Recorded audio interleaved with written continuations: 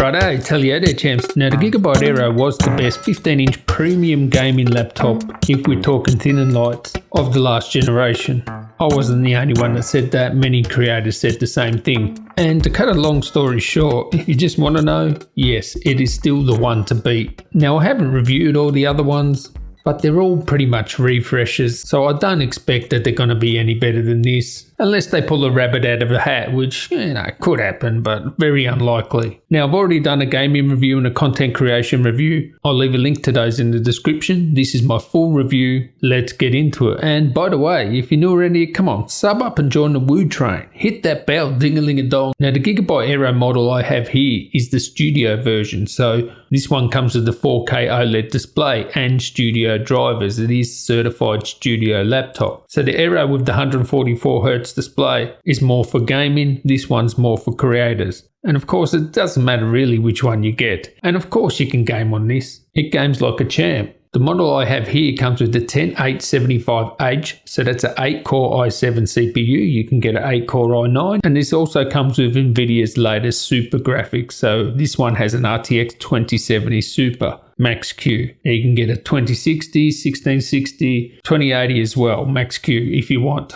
Now price, I'll leave the latest price in the description. The price is creeping up. This is Intel and NVIDIA's fault. Don't blame Gigabyte for this. But the reality is these are the fastest gaming laptops on the market, and that comes at a premium. But they do have a good starting point, so look in the description. Build quality is exactly the same as the last Aero. CNC machined aluminium. Nice build quality. It's tough, it's sturdy. Whether the design's to your liking, well, that's up to you. They do have a grey option as well, so I like that. I wish they would send me one of those, to be honest, because I'm not into black laptops. But I have no concerns with the build quality. It's solid as. And still to this day, it really amazes me that you can get a full-on gaming laptop, thin and light.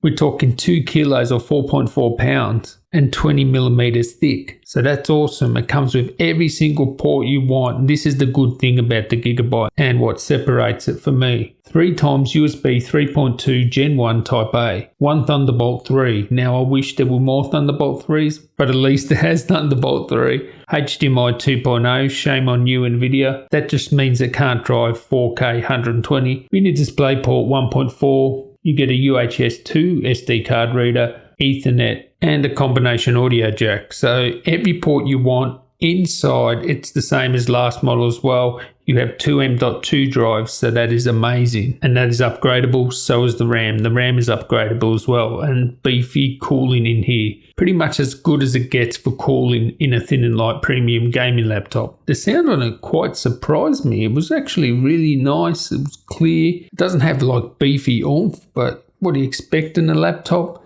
Reality is when you're gaming, you're not going to hear it, but if you watch content, it's going to be good. Now, it does have a full-size keyboard. I have no complaints about the keyboard, the feel of the keyboard, but because it is a full-size keyboard, the ergonomics suffer a little bit because you're typing slightly to the left. Also, the trackpad is slightly to the left as well. But the keyboard, no complaint. RGB, the only complaint you can really have about the keyboard is there's no secondary function key light up, so you can't see the secondary keys at night. The trackpad too, it's shifted off to the left. It's not the biggest trackpad.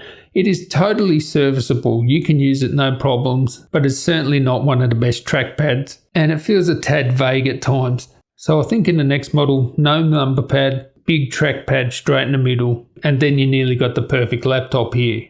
Display, out of this world. This OLED display is amazing, 16:9, calibrated the best out of the bunch. It is the one I would trust for content creation with these Windows gaming laptops, 100%. It is great. You also have the 144Hz display if you want to game, so it's up to you. Battery life is pretty much the best in the class. Have a look at those battery runs, right? Wolf.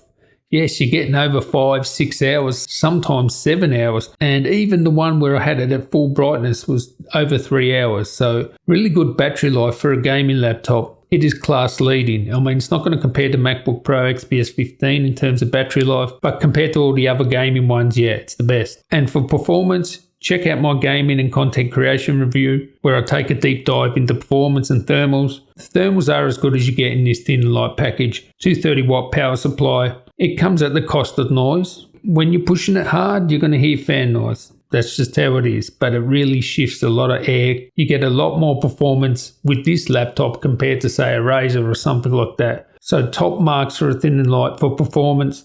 And yeah, I could pump 100 watts into that CPU, so it was amazing. Right, so there is something special about this laptop, and it's the only laptop I've ever had with an Optane SSD in it. And you might be thinking, well, the write speeds aren't that fast. Let me tell you, this is better than any other SSD I've had in any laptop ever, all right? Ever. And I've reviewed like a ton of them. You know why? Have a look there. Have a look. 4K, random.